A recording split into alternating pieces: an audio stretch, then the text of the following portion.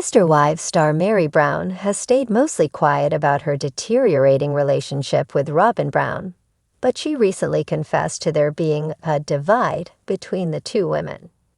She even alleged that Robyn had completely ghosted her. Things weren't always this way. In fact, Meri, 53, and Robyn, 45, were close ones. Meri, Kody Brown's first wife, was the one who introduced Kody to Robyn and encouraged him to court and marry her. Though she and Robyn were close for a time, Meri claims that, these days, the two women no longer talk much. Meri and Robyn's relationship started to fall apart after Meri divorced Kody in 2022. They'd been married for 32 years and had one child together. Meri was the third of Kody's wives to give up on the plural family, following Christine Brown, 52, and Janelle Brown, 55, out the door. By the time Sister Wives season 19 aired, Kody and Robyn were in a monogamous relationship. Meri and Robyn may have been close at one time, but the friendship couldn't survive Meri's and Kody's spiritual divorce. In the end, Robyn stood with her husband, and Meri was on her own. Meri was on Kody and Robyn's team. Meri embraced living a polygamous lifestyle because she believed in living what religious polygamists refer to as the principle. She grew up in the lifestyle, so it was natural to her.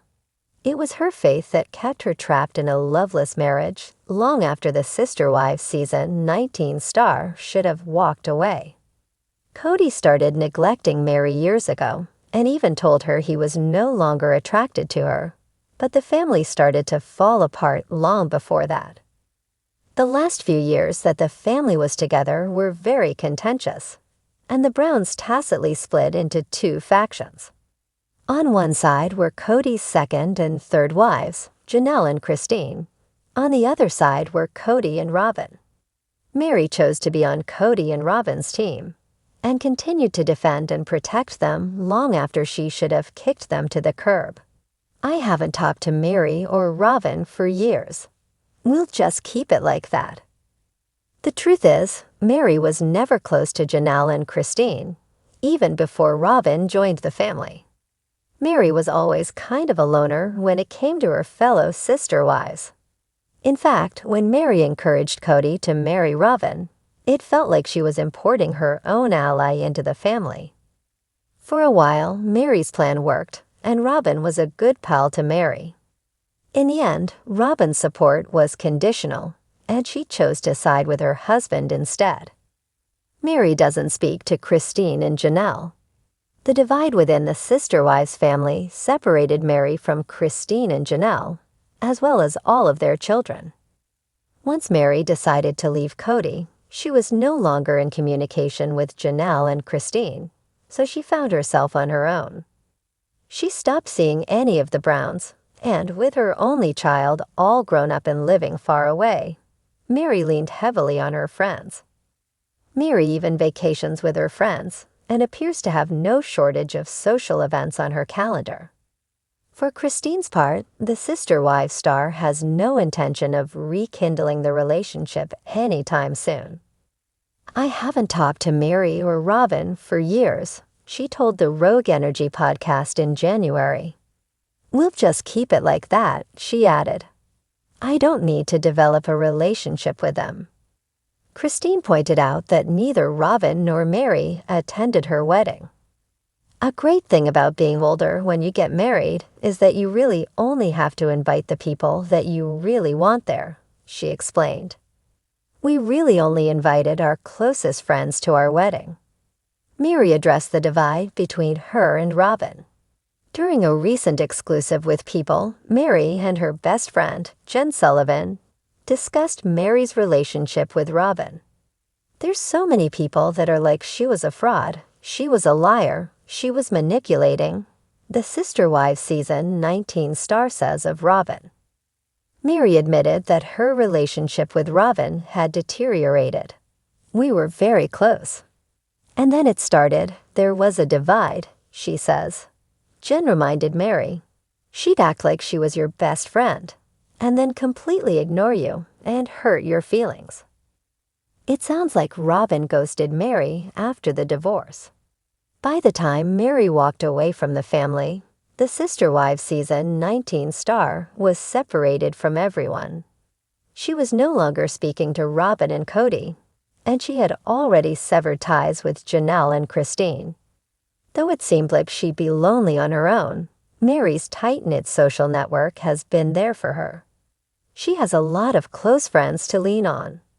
Meri recently posted an Instagram video of her Cancun vacation with friends, and she doesn't seem to be missing Kody. Sunshine, friends in Cancun, a perfect combination for a quick getaway.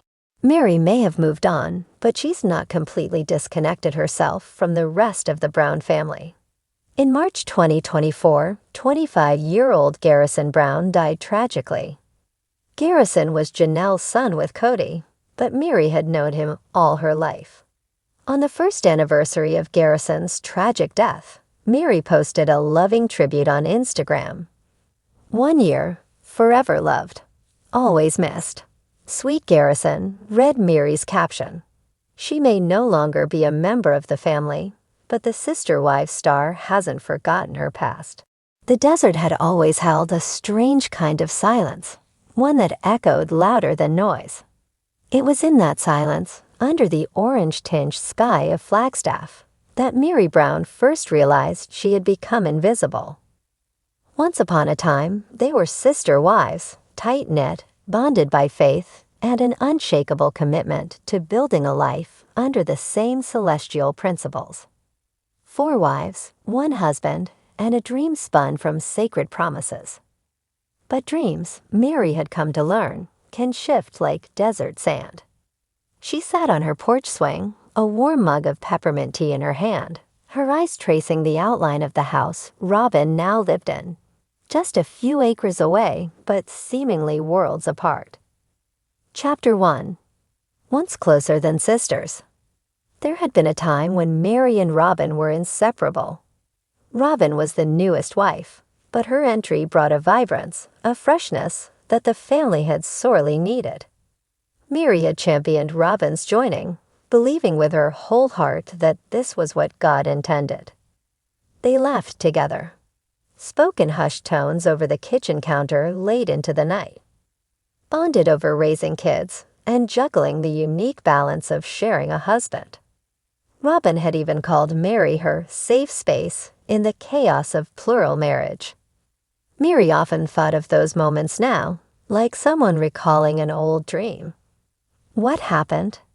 She'd whisper to herself, fingers curling tighter around her mug.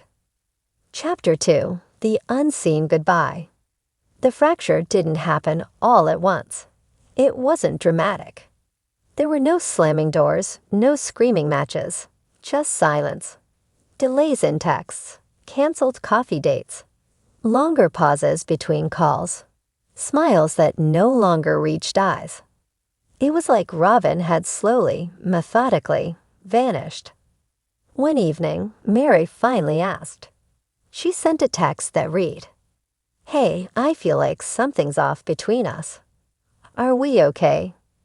No reply, not for days. Then came a curt, busy, "Everything's fine." But it wasn't, and they both knew it. Chapter 3. A divide named Kody. Kody Brown, husband to all, yet somehow belonging to none in the end. He had drifted from Meri long ago. Their romantic relationship, long severed, had been a source of public pain, made worse by the glaring lens of reality TV. But Meri had stayed, out of loyalty, hope, maybe even habit. Robyn, on the other hand, had become Kody's world. His comfort, his sanctuary, and the closer Robyn drew to Kody, the farther she seemed to drift from Meri. "It's like I became a reminder of everything Kody resents," Meri had once admitted to the camera during a confessional. And maybe Robyn, maybe she didn't want to be caught in the middle anymore. Chapter 4. Ghosted by a sister wife. Ghosted was such a modern word. Meri had only heard it from her younger friends, but that was what it felt like.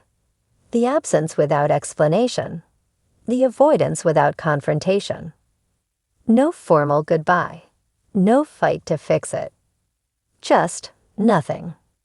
She remembered a holiday dinner where Robyn avoided sitting near her, conversations that excluded her, a look in Robyn's eyes that read more like pity than love. Meri brought over cookies once, like she always used to. Robyn smiled but didn't invite her in. The door closed quietly, politely, coldly. "Did I do something wrong?" Meri had asked aloud to no one. The desert didn't answer. Chapter 5. Rebuilding in Silence. People change. Families shift. But what hurt Meri most wasn't the end of a marriage. It was the loss of a friendship she once believed was eternal. In a recent interview, Meri had confessed, "There's a divide between Robyn and me, and I don't really know what caused it. I just know it's there now, and it hurts." That confession reverberated through fans and followers, but for Meri, it was just the truth she'd been carrying for months. She wasn't angry anymore, just tired, heart-tired. Chapter 6. Did Robyn ghost her? It's a question many viewers now ask, dissecting every episode, every word, every glance. Did Robyn choose Kody at the cost of Meri? Did she ghost her once-beloved sister-wife to protect her place in a crumbling structure? Maybe. Or maybe Robyn just didn't know how to hold space for Meri's pain anymore. Maybe she couldn't straddle both worlds, the one where Meri felt excluded, and the one where Robyn felt prioritized. Ghosting, after all, isn't always malicious. Sometimes it's self-preservation.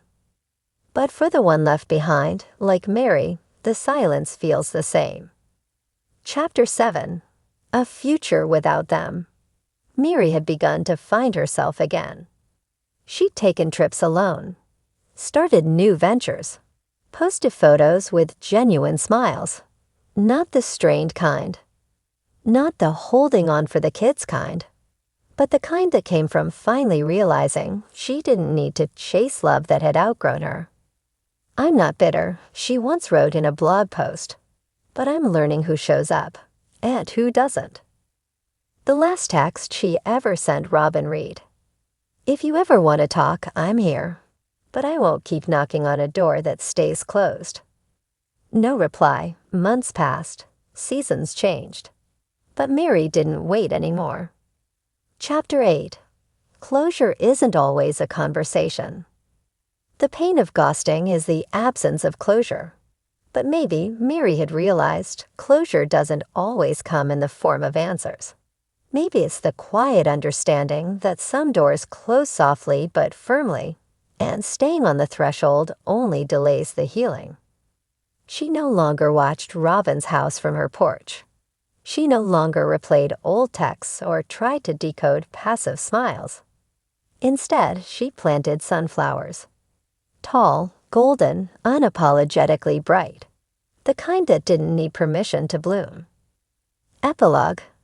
A sisterhood remembered, a self-reclaimed. Meri Brown still believed in love, still believed in healing. But she no longer believed in chasing ghosts.